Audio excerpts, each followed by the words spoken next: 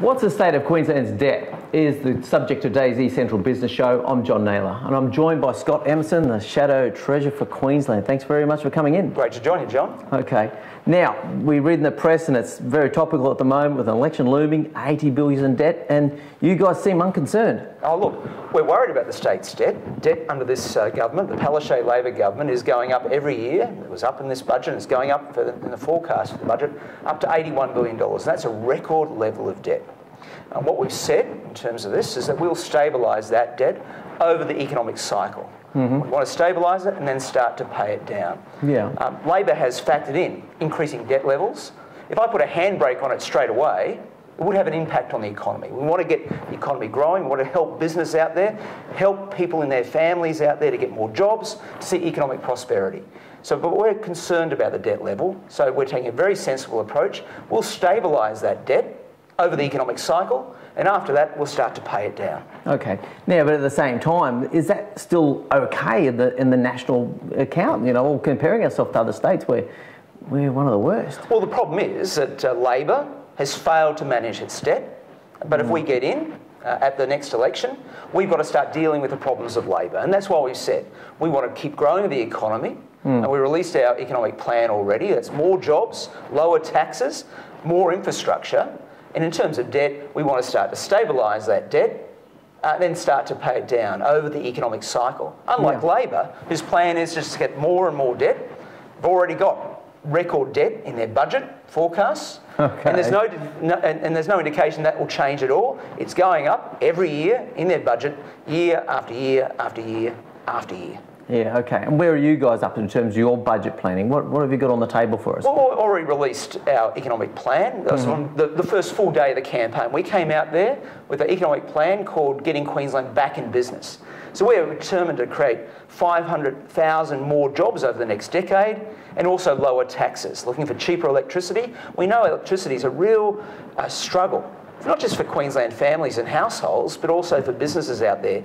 I talk to a lot of businesses out there, small, medium and large firms. They are struggling with these record high electricity prices, really crippling their businesses. If you talk to small businesses out there, they'll say a couple of years ago, my big costs were wages and rent.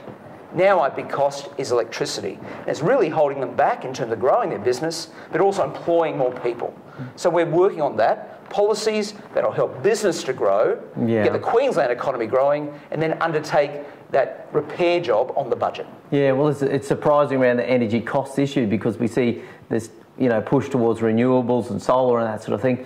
But anyway, let's push on from that. What I'm really interested in is how your policies and debt has an implication around business for Queensland. Yeah.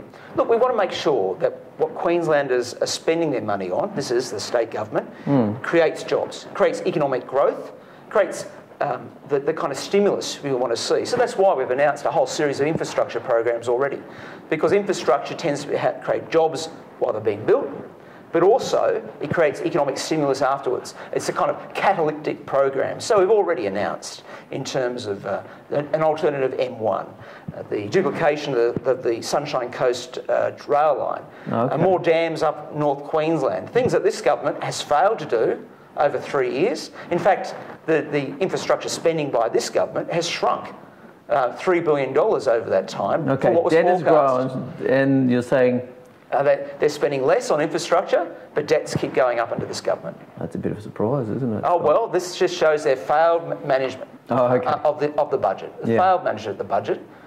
They haven't, and we've got the latest unemployment figures have just come out. We've got a 6% seasonally adjusted unemployment rate at the moment. Now, that's the second worst in Australia. Yeah, I want to talk about that separately, Scott. Yeah, so that's a pretty bad situation we're facing there. Yeah, sure. Now, how about your credentials then? I mean, you've got to take on, a lofty responsibility should you get into power type thing. I mean, Scott, what's your credentials in terms of economic management? Can you look after the household budget or something as large as Queensland? Look, I guess we'll have to wait and see. But I do have an economics background. I have an economics degree. And I also ran my own business successfully for 5 years. So growing that, employing it. I can tell you the best education I ever had was running my own business. But when you actually have to worry about the dollars, and I can tell you it's a good thing, no matter what portfolio you're in, when you've had to run your own business, you've had to reach in your own back pocket to pay for something. Sure. Many people out there watching this who run small business particularly understand the pressures of running a small business, but also the fact that you have to watch the dollars. You have to make sure the dollars go as far as possible. And that's a good attitude to take into government as well, because it's so easy to reach into the taxpayer's back pocket and spend that money.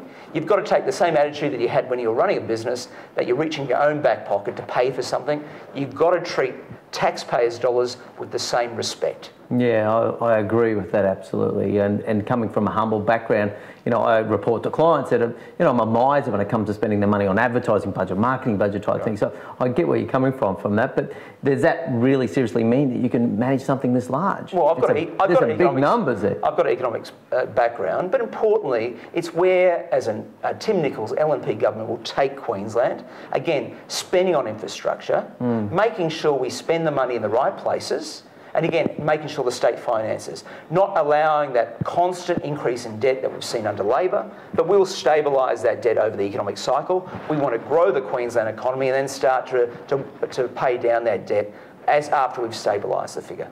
Yeah, okay.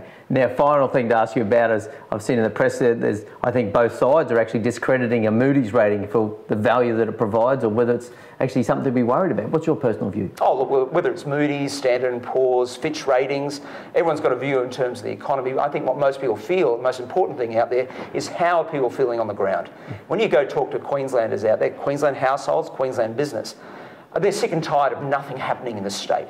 Why is our domestic economy shrinking? We've seen over the last 3 years the domestic economy has shrunk by almost $4 billion. And in contrast, say, to New South Wales, south of the border, instead of an economy that's shrinking, their domestic economy has grown by $46 billion. Ours has shrunk by almost 4. New South Wales has grown by 46. Victoria's has grown by $37 billion.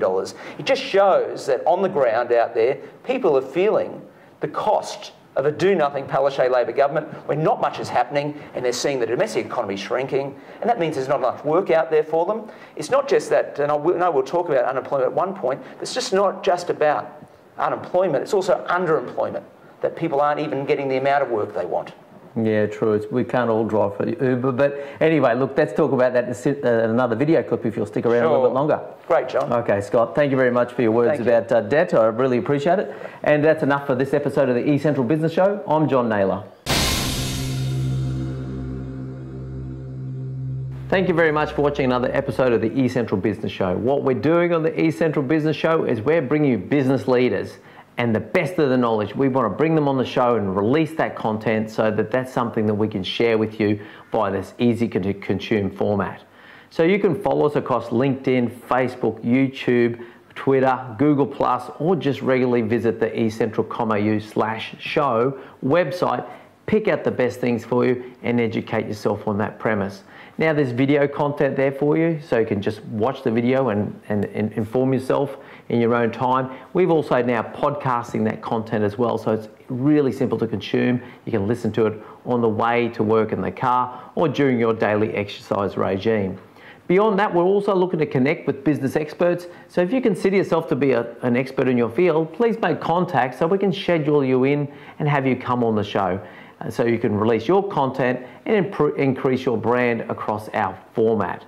Beyond that, we also invite people to send us their email address so we can send you our monthly magazine. And that's just the best of the content, the best of the videos for the month, put out once again in an email, arrives in your inbox, so you can just go through and pick out the things that are really going to educate you and advance you in your field of expertise and in business. We're a business-focused show.